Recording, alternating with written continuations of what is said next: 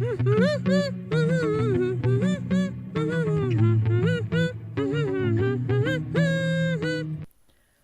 this is Mr. Lion, and my consistency has waned a little bit because I've been focusing on trying to learn how to do reviews. Because I have another review channel, which you should totally check out. I'll put the link somewhere. Check it out; it's cool.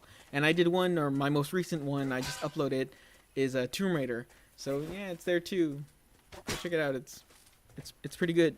Well, the review is good, and then you have to find out what I think about it. You gotta actually watch the review to find out. Anyway, while figuring out what I wanted to do with the review, I looked at so many different channels. Some of them were very professional and trying to be objective, like something from Rev3, Adam Sessler, or the Game Station. I even went to the editorial ones that are almost not even reviews, like Zero Punctuation.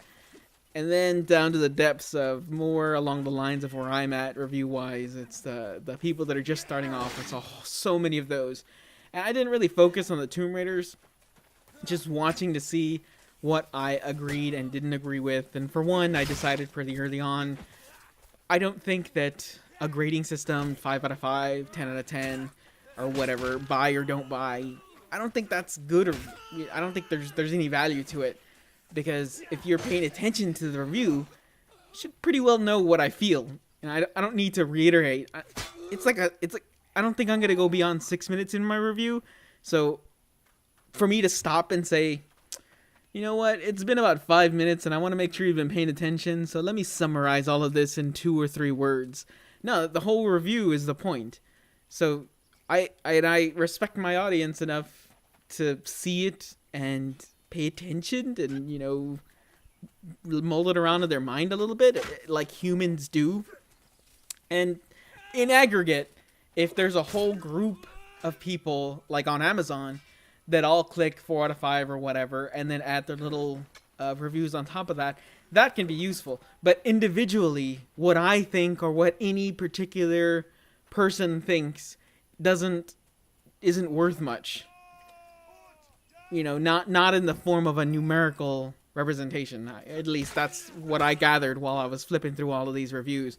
Like at the end of the Rev 3, they give 4 out of 5s or whatever, and that kind of, well, for me, it makes me think, well, I mean, you can't really give a 4 to this game. This is one type of game, and then look back and think, well, why didn't this game get a 5 or whatever when it's a completely different type of game, but it's very good? For me, that's the general problem I had with most of them, is basically trying to make it objective, trying to template it. So some of them say, well, we're going to have the storyline portion and the gameplay portion, or we're going to have a pros and cons. Like, the Game Station does that, the pros and cons thing. And when you watch it, it's like a bipolar person talking, because in the beginning, they're like fanboys, like, oh my god, this is the greatest game ever, and oh, I love this, and oh, I love that, and who would ever hate this game, and I hate anyone who ever said anything bad. And then the second half is the cons, and the cons are so nitpicky that it's like, oh, at this one point, the pixel didn't quite look right, and it looked like a swastika, so you should never, no one should ever play this game. And they're just so, it doesn't feel like you have an idea at the end what they thought as a whole, and it marginalizes the good stuff and blows up the bad stuff because you're trying to give them equal ground. And I don't think people generally feel equal about everything. They don't equally like and not like things. I know I don't. So I'm trying to not make a template of it and focus on what I think is unique in the game and what I experienced in a unique way. So in Tomb Raider review, for example, I don't feel that the story requires any kind of explanation. For one, it's incredibly weak, so there's no reason for me to sit there and try to explain the premise of it, because it doesn't matter, honestly. And it's kind of the same for the mechanics. Other than the fact that they feel solid within the context of the game, I don't see any reason to try to explain, the complicated AI system that's behind it in order for anyone to gain value. It's enough to say that it was fun, and that's it. Then we move past that into what I actually thought was interesting and unique in the game and focus that way. Versus if I were reviewing something like Walking Dead, where the story is like almost the entire game. And to ignore that in a review, or to compare it to like the mechanics of the game as if they're on equal footing, I mean, it's not right.